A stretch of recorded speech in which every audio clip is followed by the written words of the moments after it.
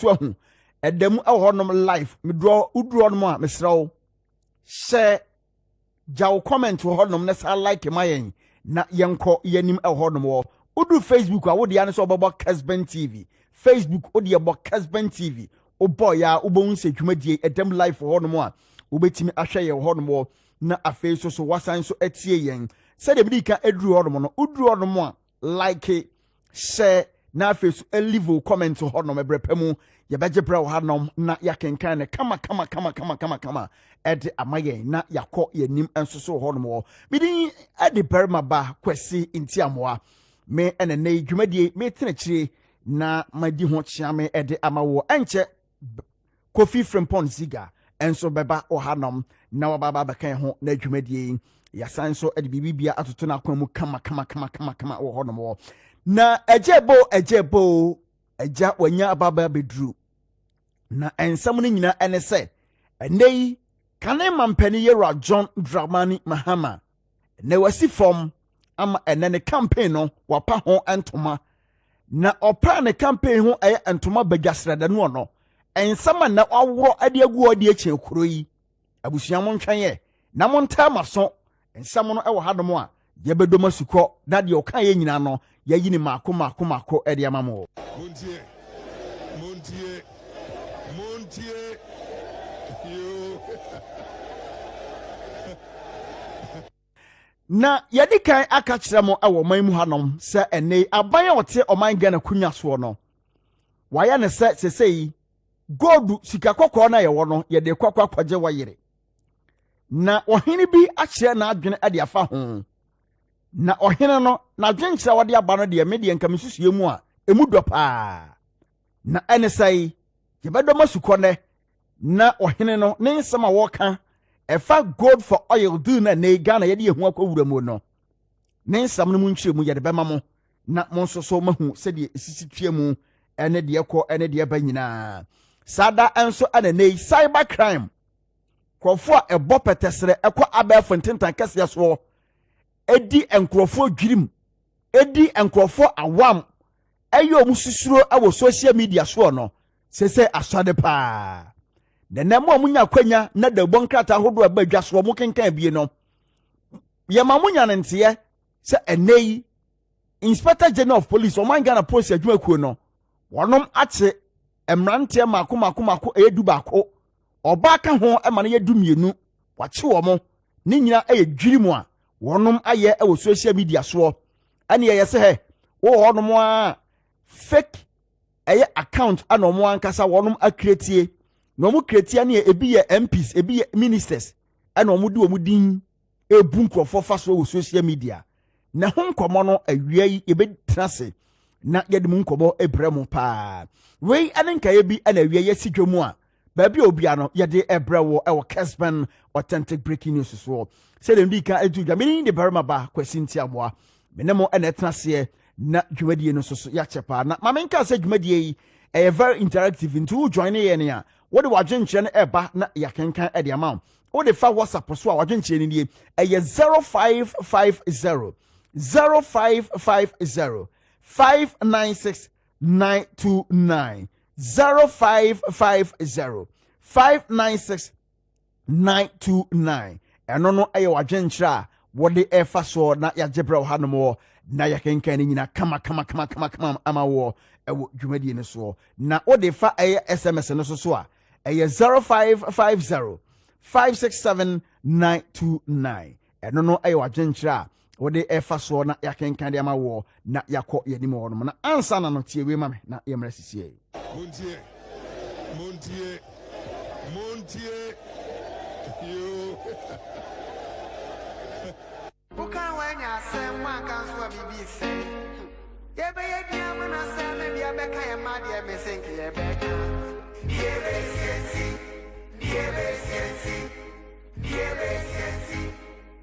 Right, enti ena yebe bom na abusuyama hu ne ewo mu ani de atwa mu nyina. Na sade mdi ka de to manim ajebo aja wanya ba be sikinkren.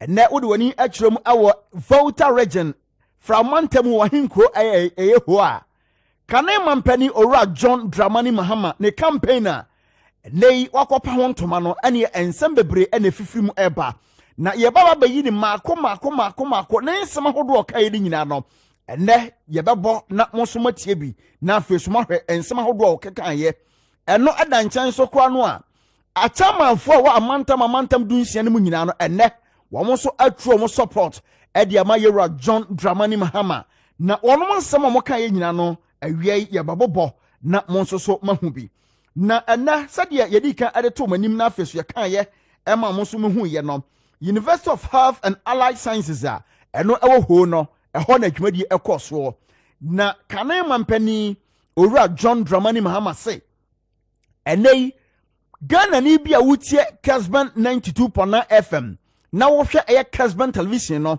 samanyoni bia be ka kire sa monso mehwe a wo Ghana ni kura no wo ahoden a bosa amanyoni ni tutuo esanse he wo ba kwa akoso nipa na hwe wo ba kwa akoso nipa na hwe no na bibia nso nim ya hubi awo ye man Ghana hanom o mampani na na adodan kwa akufado wo ba be ye mampani no wo ka kire Ghana fo sa monso mehwe na nso nei wo bedi ade sa mampani wo man Ghana no yehu ade papa bi a waya ma man Ghana enti se nei manyoni bi baka kire wo a cha nipa kro no sini hupa na momo no manyoni a obaka kire se maye bida na monso mehwe no wono anene ewosi esori mu o ne nsam no ye ne amanyofo binum eba bedi nkomo afa ho na de oka ye no no yetimi agimu ankyiremu na mosomahu de ewo mu nyina na ensa na ene ye ne amanyofo binum ababon kobo afa Kane Mampani Owura John Dramani Mahama ne nsam ene okoka ye ewo University of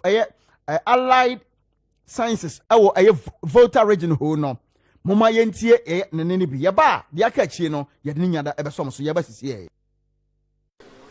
I've searched my soul and placed close attention to your voices, to your daily struggles, and to our present national predicament.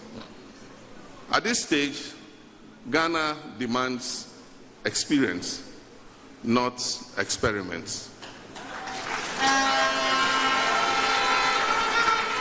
Ghana demands togetherness and not divisiveness. Now is the time for bravery of heart and clarity of purpose. 6 years ago, despite our best efforts, the people of Ghana decided to entrust the management and administration of this country into the hands of the NPP. They did so in the hope that the many mouth-watering promises that were made to them would translate into meaningful action that would mark an improvement in their living conditions and the general well-being of our country. My brothers and sisters, 6 years on, those hopes have been dashed. Instead of the prosperity and progress that was promised, the last 6 years have been perhaps the most difficult and challenging period of our history as a country. This government has been clueless and in many ways callous. The unthinkable has happened, and our country today is broken on all fronts. Ghana is bankrupt. We are saddled with debts we simply cannot pay. And we have suffered the global humiliation of defaulting on our debts and being downgraded by all credit rating agencies to the lowest level ever seen in our history. Our economy is in the worst ever shape, with suffering and pain on an unprecedented level. Hyperinflation and ever-increasing price of basic items, including food products, have all combined to inflict unbearable pain on millions of Ghanaian households. Parents are being forced to make the choice between seeking prompt health care for their sick children or providing meals with their meager resources for their families. Our middle class stands the real risk of being wiped out on the back of an obnoxious debt restructuring program. The poor who depend on the middle class for employment and sustenance are on their own and uncertain of their fate in the future. Our aged pensioners and the elderly have not been spared either.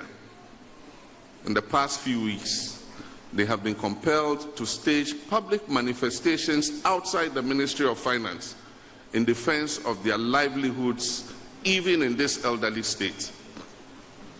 Who would have thought that Ghana will come to a juncture like this, where a government would mete out such shabby treatment to our senior citizens, whose only crime is that they put their life savings in what is considered the safest financial instrument in the world, government bonds.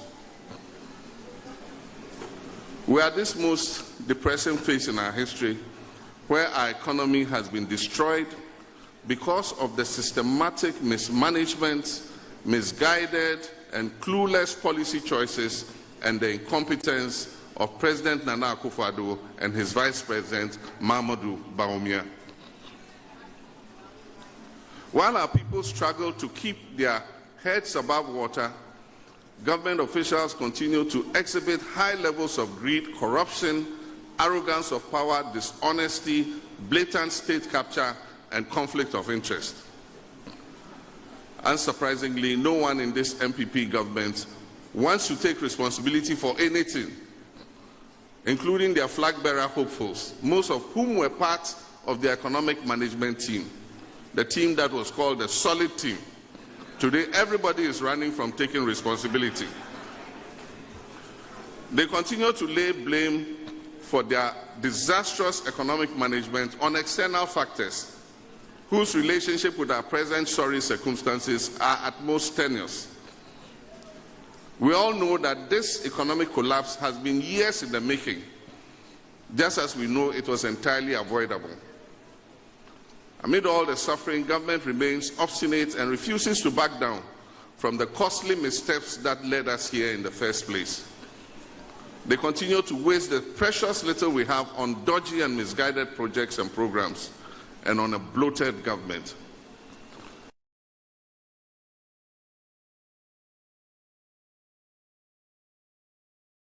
Ni Mahama ene Volta region wahin kroho na University of Health and Allied Sciences dwumadi ene ekoso hodmo no na e fa ne campaign na okopa ho ntoma no ensam dia wabobo so pa na memkyerem kakra bi ewo twi kasam na dia woka nyina ene se enei oba oman Ghana hanom a MPP aban ya ote akunya so no aha Ghana fo pa na aban we tiri mu odene wonwene Ghana fo ho wonsoso Ghana fo so na nka nei sade ho kyera pa badwa Ghana fo so Ghana fo ehu kotoko fakora ensa no aban we na ama ne nyina abasa na aban we a ebre bi atwam wo ka kyera Ghana fo saka enei wo mu kura solid team na omo ho oden pa no ni nyina mu no ene obi adwane obi ampese obegye animguase bia na nsam ne bebre no ka ye na mame nkwa homa no so na mene nana obri buahen enkobo enkomo na ono de me frɛ no bawo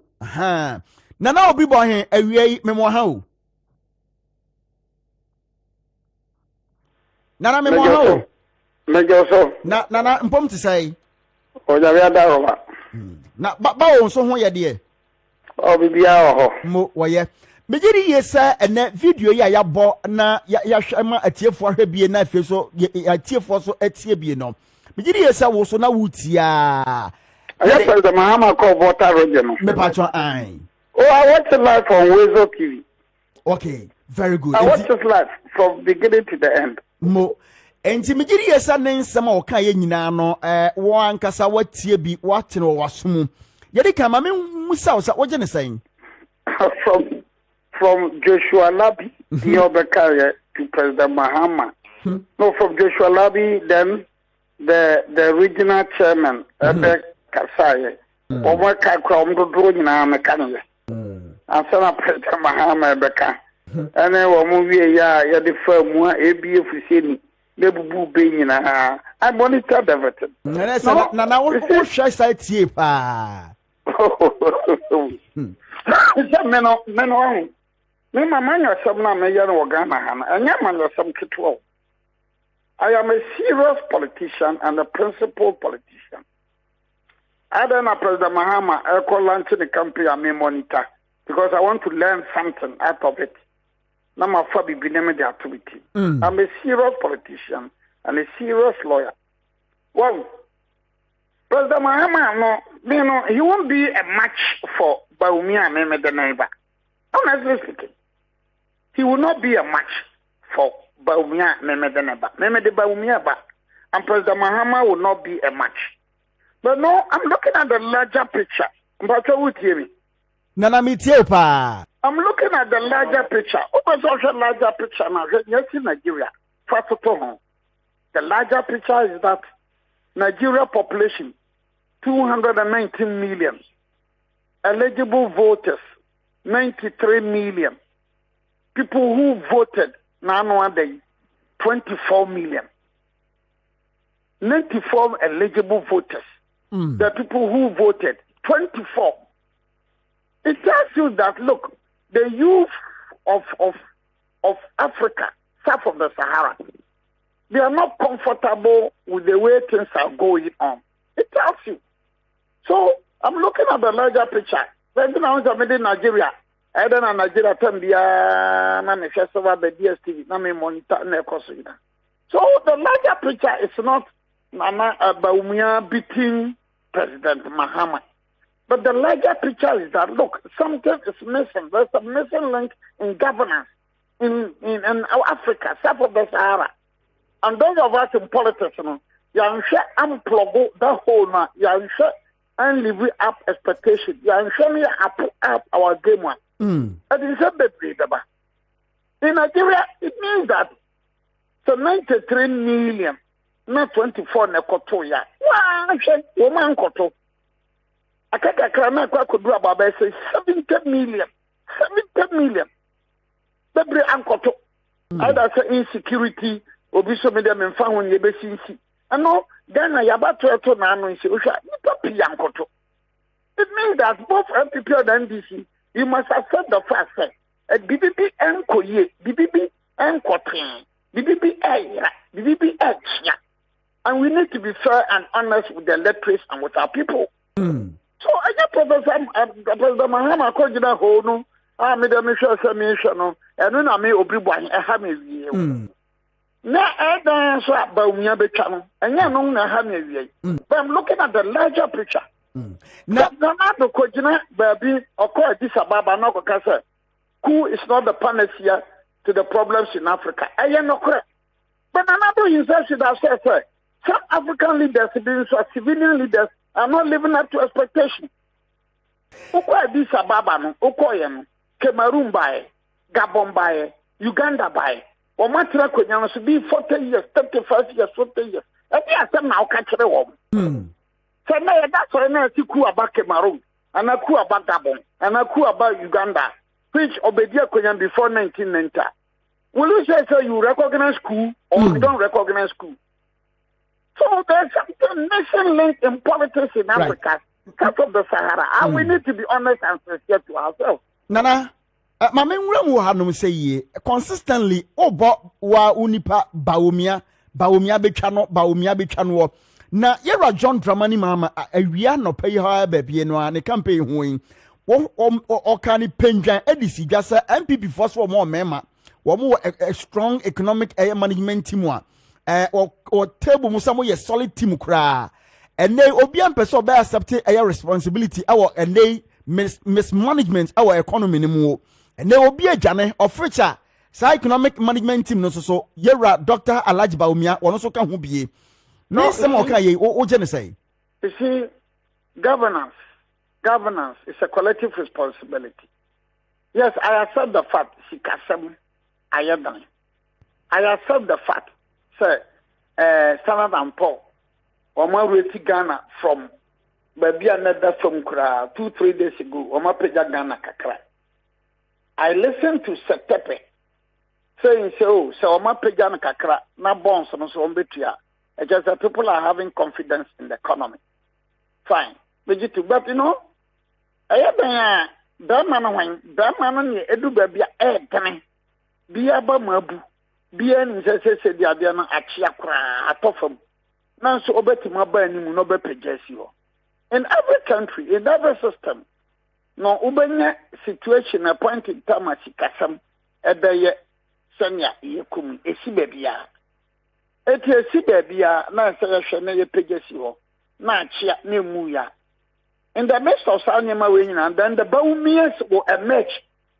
You have the Baumias emerging at the political scene. Mami Tanko Nigeria bio. Look, let me a supporter of APC. The APC. Tinubu who won. But in my candid opinion, look at the analysis of politics. Once again, I'll tell you, sir, it's in America, so there's a missing link.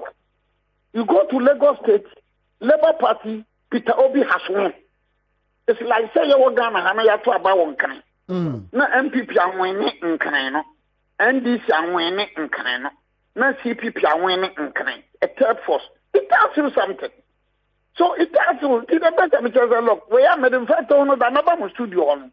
Now, young Phantom, I made the money in answer. The situation which we find ourselves as a country, we must bank our hope in Baumia. The situation which we find ourselves as a country, it is the New Patriotic Party. It is not the PDP of Nigeria. It is not the Labour Party of Nigeria. It is the APC of Nigeria. But then you must recognize the fact that Peter Obi Subaya, he carried along the youth.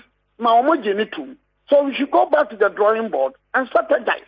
Because if APC of Nigeria will go back to the drawing board to strategize, I can tell you, after the next 4 years, if Peter Obi back, nothing will back, Peter Obi be chatting. Nana, maybe one final question, but money ain't here. When we have politics, what the affair is, Nana, Mamma, way what I say. This is a one summer work, what can she should be a Magana for United? You better tape not one more. Tisa, what can say, Yanesa, Metawasi, yeah. Yera John Dramani Hama and net or pan a campaign to Mano 2024 election. One to mean your foot, Emma Ghana for. No. I mean, not here alone, here and his party. It's like Atiku, it's like PDP presenting Atiku. It is like PDP presenting Atiku. Okay. That is the scenario. People voted for Tinubu, people voted for APC to break the 8 because they know that and APC better than PDP. So MPP one who more than a cry. MPP to be led by Baumia, far ahead of the NDC to be led by President Mahama. Nana Obi Wahen, Yadase Papa Yadase I am on time from me. Yabafro, na yakwa yapasa yado batinanum nanka jawu ha nanka mono because nkwamo na mu wa so hu nanka yatuma techi mu a yadase follow you as baby and titam bia me current yadase pa bawo abusuan de ade yewra opanyi kese odi mu akotene wie ewo NPP amanyoku mpa Nana Obi Buahen kane chochofo abedi ekire edema NPP amanyoku no ene Yera John Dramani Mahama officially in a campaign wapa ho entomane ewo voter region ho no ena yedimu enkomo kakra no na yera so wo Yera John Dramani Mahama empanyi se enei bomofo ene de ne nam eho apaso ni nyina no ye ene officially in a campaign wapa ho entoma ewo voter region wa hinkro ho no a na enei asamba kubisu a na eye very interesting enso so etodwa ho nom na mamemfama wo ni nyina na se achamanfo a ana agentrafo a wonom wo andi samanyoko mu nyina no ne wo mososo atena dwom aka ni pendwan adi kire wiase nyina se na wo mososo wo mo do mo chita ma Yera John Dramani Mahama na ansa na no yebedi mu nkomo kakra na momoye ntie enne no ne yensan so hwe video no mra yeba enkobo bi wo kire eno so yede be pii mo so montwan ye na yenhwemra sisi ye. I have a problem, like I said. I don't want those guys who are coming to have even 2% of the total votes there. So I'm going to tell you what the old man himself, having looked at the physical experiences and having spoken about the economy and everything, what is the spirit saying? In NDC, God has given us a line to follow. If you have never been an MP before, you can't be a president for NDC.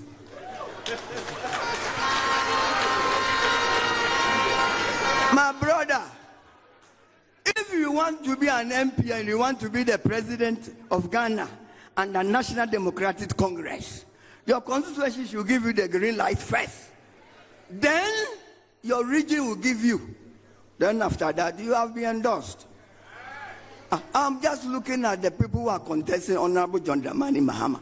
After he lost his country, we lost our elections, and he's been here from 2016 up to today. Spend all his money, all his time, and his energy. At times I pity him. Which funeral won't he attend? Today he's in Ho, tomorrow he's in Sabuba, the third day he's in Oti. People are just sitting down waiting to pack money to come and tell me that I am a youth, 43 years old. Fortunately, the man comes from my own village, Ashanti Mampong. Somebody who even doesn't know the assembly concept. And you know, his first thing, I am not coming for the future. I am coming for today. Who has trained you to come today? Who has given you that mandate? Have you even joined a branch before? Have you been an assemblyman? Let alone an MP? How are you coming? Wey a dean of regional chairman. Ewo NDC amanyokom owura Japan Kujo ene ono so de kakra ode tudwa ewo yera John Dramani Mahama ne campaign ewo pa hontoma ema wiase nyina hu ye no ene ne chese wabobo so no na de oka ye nyina ene se nei wanya ne ntiasa ye wonkofo bi omo so agina brane omo sikinkren se wono so ene yera John Dramani Mahama eba bepem agan ewo 2024 election ni mu ni nyina no aye NDC amanyokuo no mu wono a ene pese odi amanyokuo no ni mu na wasesa wonom so apese edi aye amanyokuo no ni mu no wo hwe mu kwampo no he wo mu nyina dodo na afri asante mantamu he yewura kwabnadofo se ofri aye kumawu wontwa tawu ho kumawu kura no wontimi nya MP bro ho no wotima ye bibia ho no nti die nti nenei wo awukuom kwantimi nya bibia ho no na wo so pese ye ditumi esa wonsa mame kwa o ma no so tawu na mene owura Antonio Adam Asinyo wo special aid ede ma yewura kwabna dofo mame ne nkobo Antonio awiema ha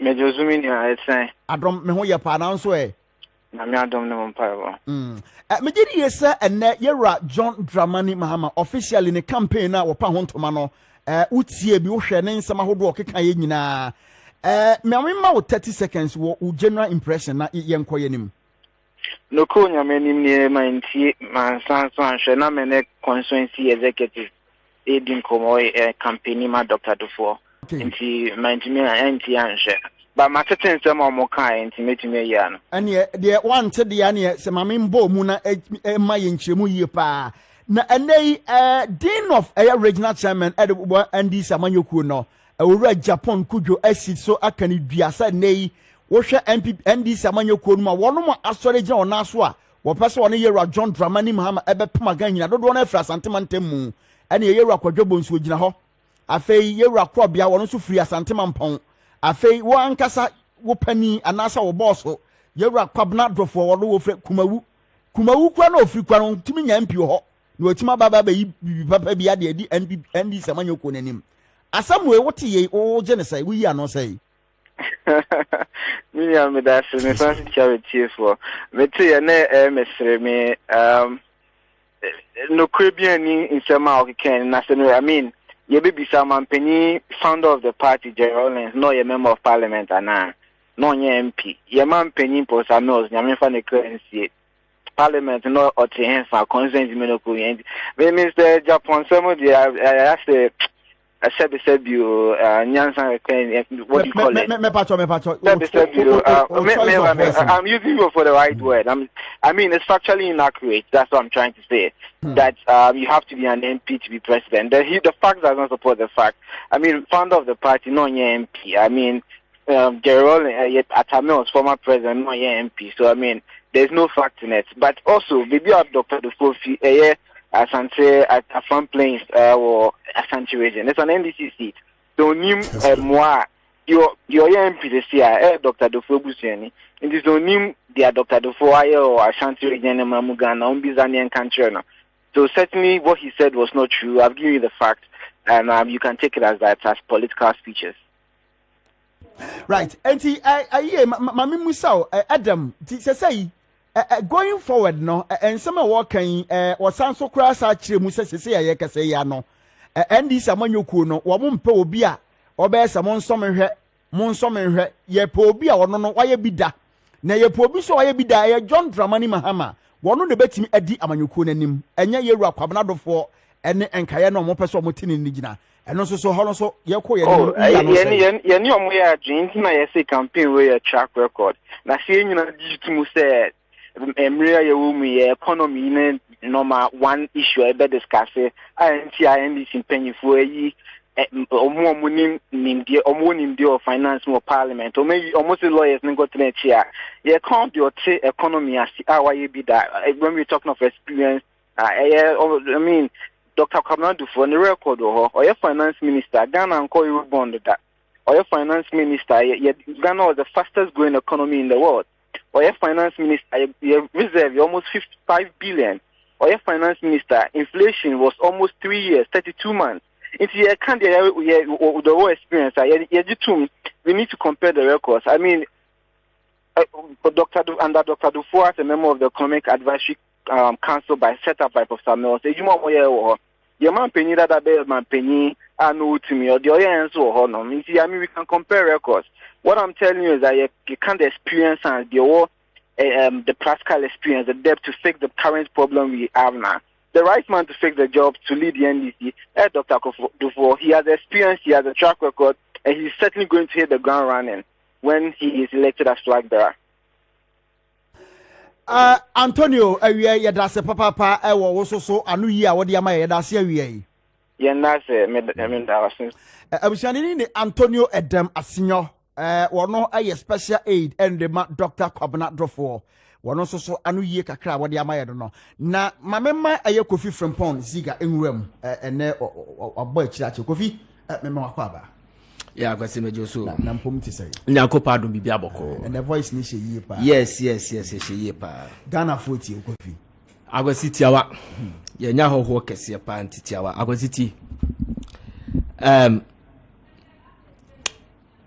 2024 election is a matter of all elections in this country. Okay. Jamaica atasi. Nati. 2016 after 2016 elections. Former minority leader Haruna Idris Eko Joy eno mbisa ne say e dia pa na ohwemu a ma NDC lose election adia ba ko kan ne say omu green book no and they let the NDC down because the green book were loaded with full propaganda. Yes, green book no. Project ni bi wo ho no mo a na nye visible. Na ye visible. O hwehwa unhunu. Obobo bi wo western region ni ade. That caused and some yes, that caused their defeat. Professor Kwasi report. Dr. Kwasi report. Okay. EFA 2016 elections. Okadia ba ku wom and the master Jamfi winning the communications director. Was say weak communication and let Mahama down. Weak communication. Now you can say weak communication. And not just say Obiwo project, Nienka project and one some. Weak communication, the bini say warrior propaganda adini nu hona se woho. Tieniye. Weak communication. Ebine unnecessary sycophantic spending. Masa. Obeka meba kwasi meba obeka say ade no nipa ni gina ho the reality obeka de akere no na wode ne nam ncha because opese nipa ne pewasa enna that's it enna unnecessary jabbing a weak communication and fa ho ni so obeti atem is a weak communication tie papa no wakasa no ti region chairman on the dean of regional chairman of Asante Mampo. Japan could yes, Mr. Japan. And no abeye Oti region. Of Asante Mampo. No abeye Oti region. Utie ni kasa mu na wase. Ye NDC 4D. Se o person ye president a kira wo ye MP ansa mu kobo tape na muntie.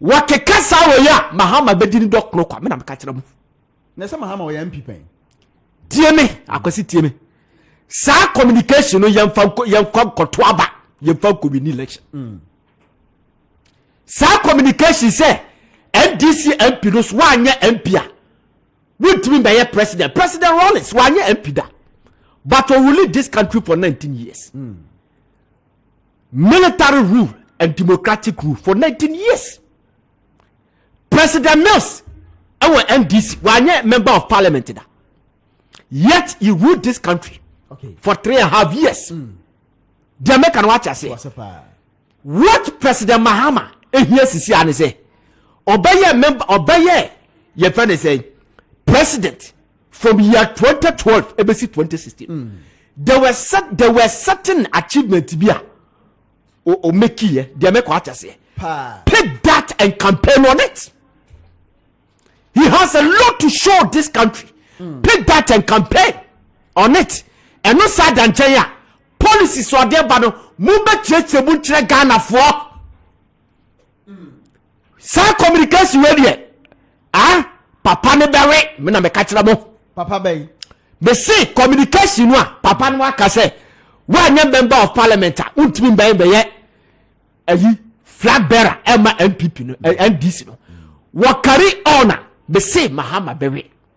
Tie President Mahama say what the primary health care ebeba primary health care ne kire say we hear health insurance card na nya malaria ya chaw yare we nya malaria uko hospital ya hwe yare we hear health insurance card ena we say yare bia on great you what the primary level and you was secondary level was say eno no uko hospital we hear health insurance card uko esi ehwe free aban ebejeje the health insurance levies no baby esi ejikani de efi levies ejika fi na esa aban jeje owia aban de sika be soso de meka na wacha se etu health insurance ewuo ofu ya Ghana ni a una kuta hospital ne kada okwa ye be show free enu na esi ushobo kena na mo kada to Ghana fotirim na nipa 40% no a o may access to national health insurance no they make what I say 60% na omo cover no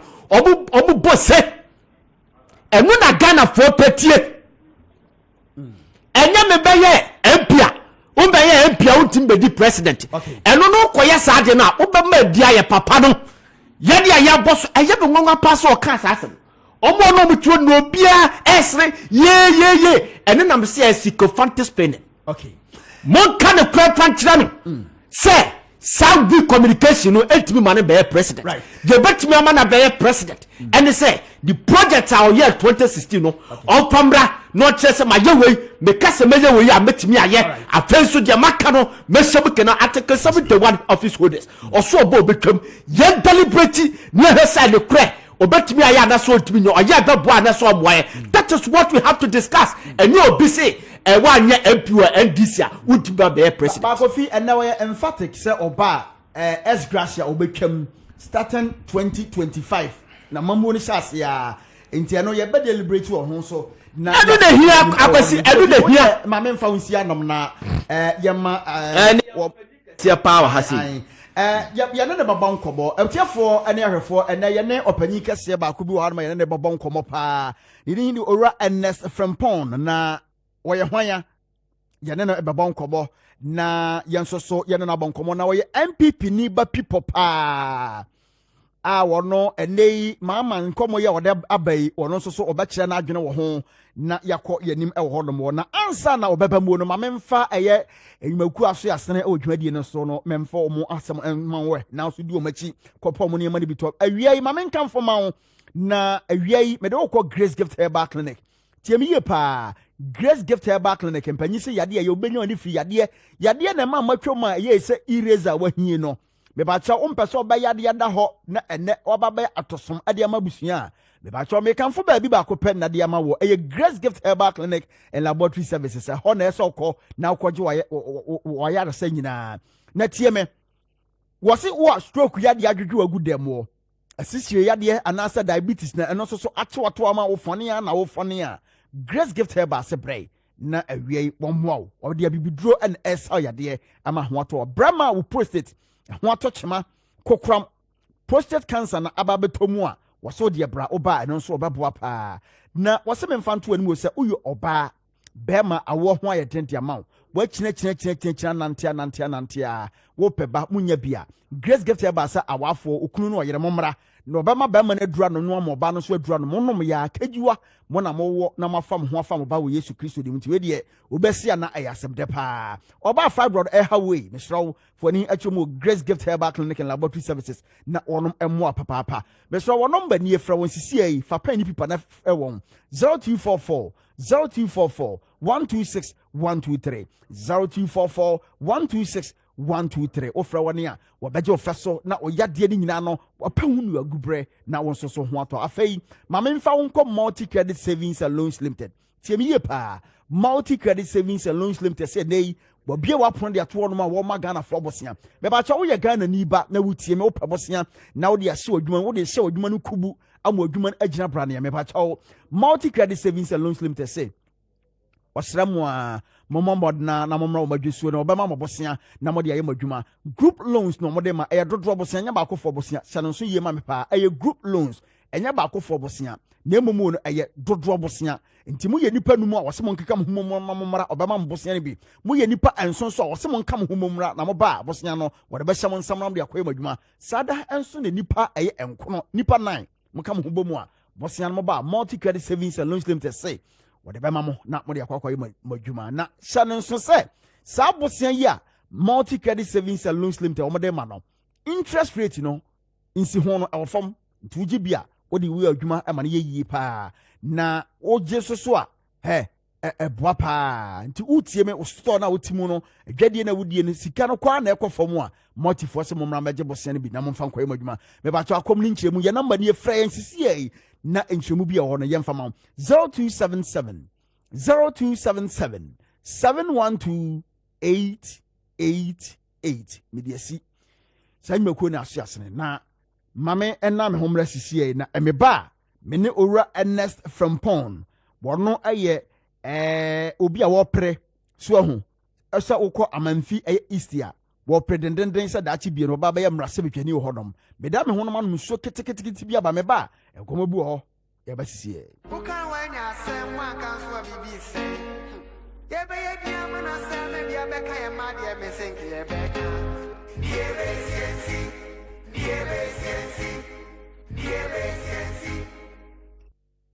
right abusuya yasan so amakwa ba na enei me ne oho kese bi pa na asia wo hanom a ye betem komo bi taw afi honom sisi e ne din de ora Ernest Frempong okọ eye amanfi isi amrantia ne de gene papa mrantia ne si yeye ono an ye de ne kro mrantia ne so ono an ye de ne kro ono an ye de ne kro wa ma ye ntiase nti ye so okọ amanfi isi awage ne din pa ene wo pre ewo MPP din se dachi bie no baba ye mrase betwani wo honom na mame mana kwa ba ora Ernest Frempong me wa kwa ba ya minua na mpomu ti sai ya me de yonko ache amanfi isi so bakọ de of course hoye boko Mrantie ne maba we wo ho egusu ugbo adwuma ene ayaya wadai ene market day ya wodadu a ba bia anyo ho ye hyechen wase kropon if is edwano eba from across na manfo beto ekoton ne adenti sabre ho ebutu se buntu ready before sabeba woso no your bite on Yera John Dramani Mahama ne samwa ne campaign a ne wo launch ye opa hontoba no maminti o kakra bi na ye nsamra woso na ye meto aso ho chief medasi kwanya manya mame fanchi a wetifo ene ohwefo bra waje a uti ofidi kese na minchi a amenfi east constituent titru ye MPP executive sana na kufia mankwa eda no ye coordinators a area chairman Nkobi so eda wana no ene ye polling station executives a waje party nesi wona so a wo ye adwuma so ema party no won frɛ sɛ wo pɛ sɛ enya new direction new hope no yasum na yɛbɛdi ho dwuma ma kɔsi sɛ yɛbɛwi ne seat no na yɛde aboa ma NPP afa ne ntoma pa afra. In fact, former President Mahama while launching a campaign, this is going to be the third time while launching a campaign after 2016 election. And indeed, to us, so you will be launching a campaign and said that are there high. But what is important, and they say, and Sembe ne won campaign message in more Ghana for better, because when he was president, all per the second term, every Ghana for or catch it, say 4 years is not enough. So buying bibi to media ABB.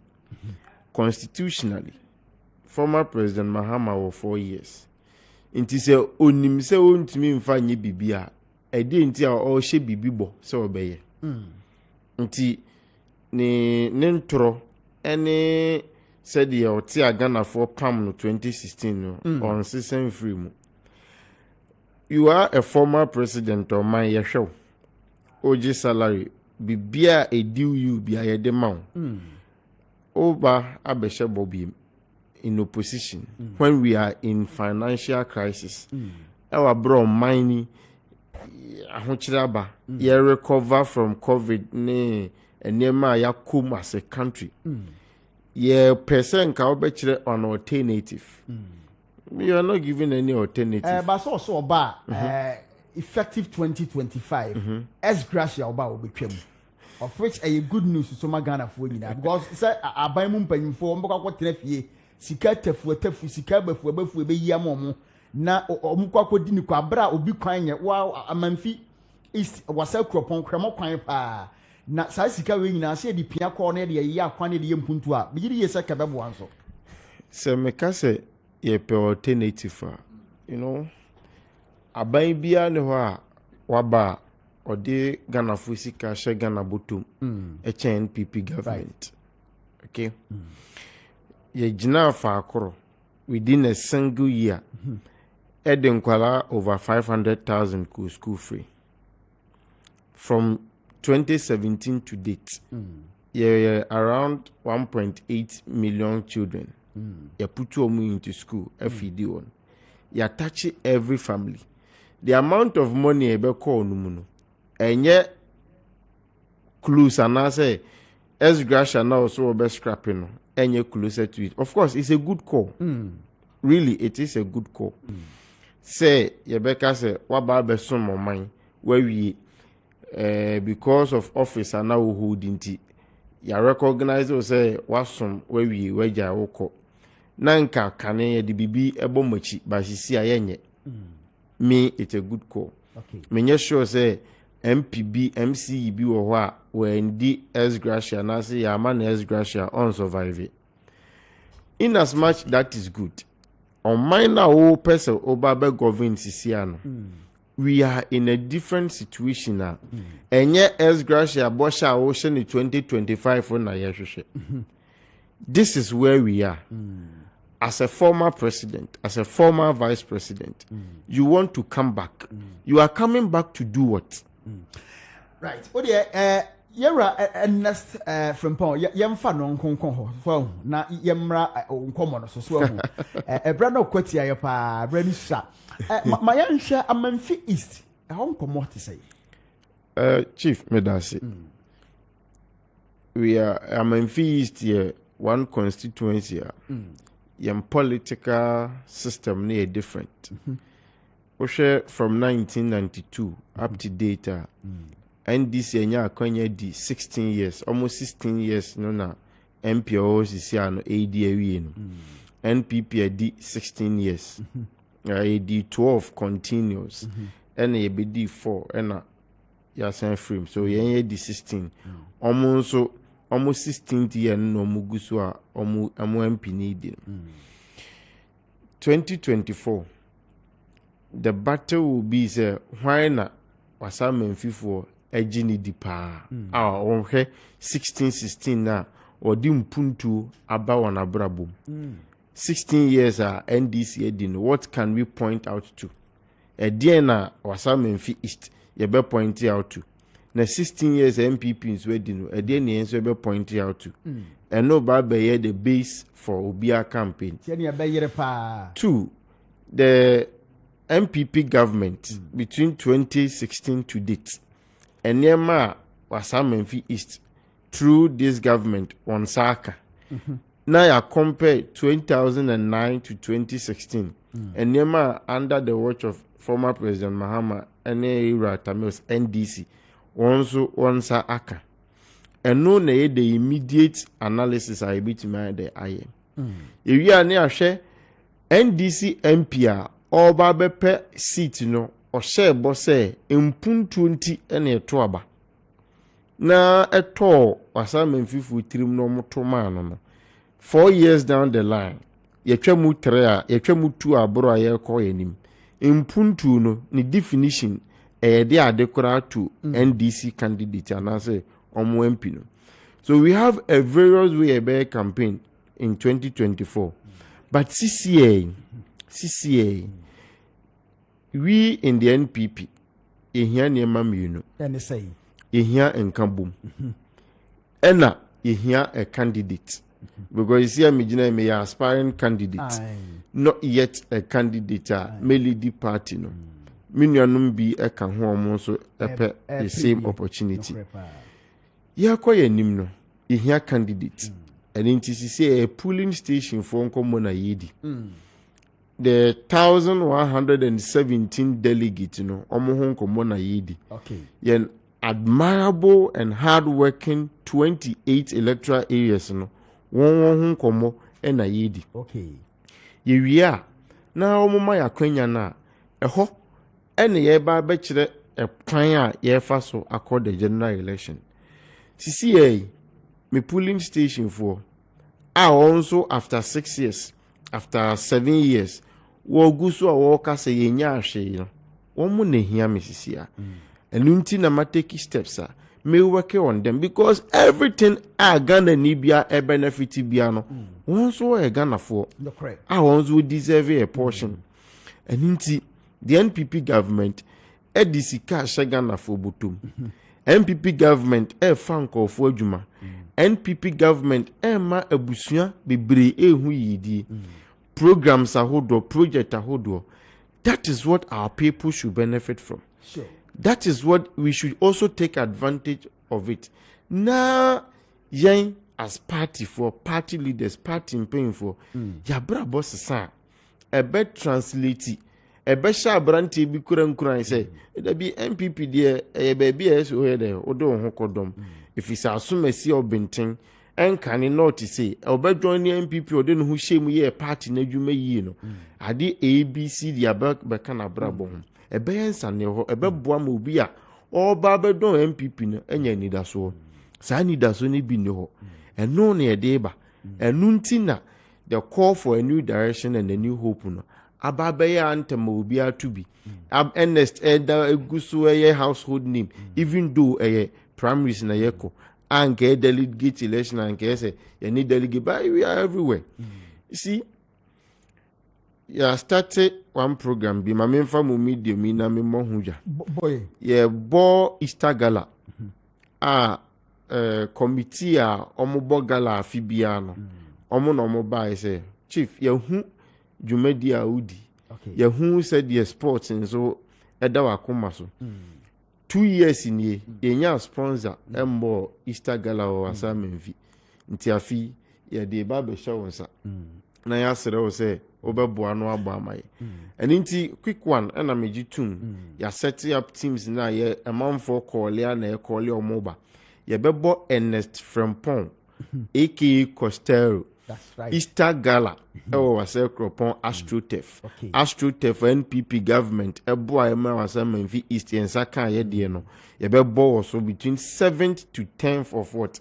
April 2023. Easter Nina, Obia, a barber share Megala Nibu was a Cropon, and paying for hold their mom invitation on Bebani de Kikan. So, of course, ye Kikan one boom, ye party ye was some fee, ye shekwan befaso, you beat me, was some if you're fanning to my prefer. That is the focus now. Your time no a brand aquatia pa and come on so your ede. And then so your brand so quatia pa o fana west na eja yemfantu upon again sorry. Quick one. Yeah, show bibia nkunan. Na yado bibia se onaji atum prekope. Na emom onyina won na so. If you say wo mu hinhimu a enema be fire se. Baby a yadu as party obi anim di hia. Obi anim di sese yeye. Ma memfa kwanya nchia me regional executives. Okay. Chairman and the Desia. Na member regional woman organizer. Oba pa ya Josephine. Oba adwuma pa. Na regional first vice Dr. Asafo Chekwaku Badu.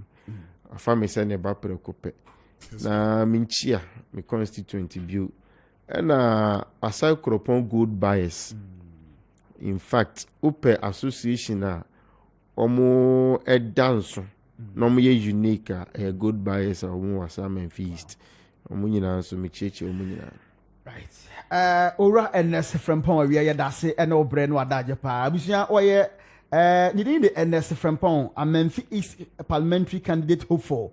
The ma NPP amayoku no na ye na bon komo na nkomo no na kese ke bai mu pa ye stand no den so bre na kwati ye mo fanche ye nyame ya dom a ebrepa mu ye besan so no na babiem afi ne na hyase de ne beto ato aso na yakoya ni mu a na happy birthday no na adu so na ma memfa happy birthday nchi ye emma enipa didi so happy birthday to you Kwame intim katachie wono wo ye nsentroni ene German bochima mu no obutuo ene yo awoda mpacho ne picture no ho amon fanto so man celebrating pa happy birthday to you Ura Kwame intim katachie wono why nsentroni pen oda so kra nsentroni adwuma no a Germany abuchima mu no wo ene ya wono na woda ye stress Nyankopon enka ho Kwame na mumu buse so na ja radio adwuma yeso eba be di akire bia Nyankopon ka ho pani afi happy birthday to you Nana Adwoa Amponsa Antwi Oko St Thomas International School we efri wo papa honom ena o maame ho ena mo ede ema wo oba pa Nyankopon ka ho afi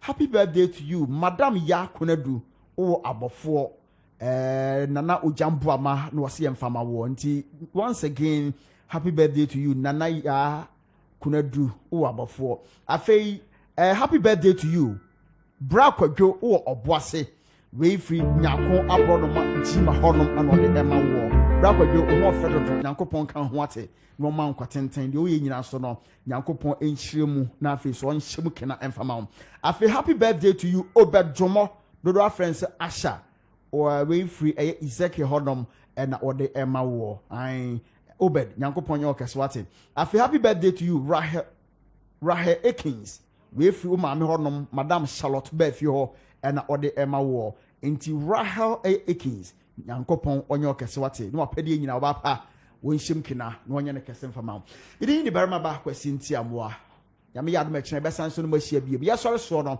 awurade akasa dwumadie na ye de to amoso Awiai Apostle Ajenim Boaten ebetena se na wode nyame samum pa emu ode ensam we hye nkura ne empaibo so mu hwam ne mu ode no ni nyina wode ba ntia busua monko so da na mommo fidi na awurade akasa dwumadie ene etoams nyame yadom ekene besan so no mahia biem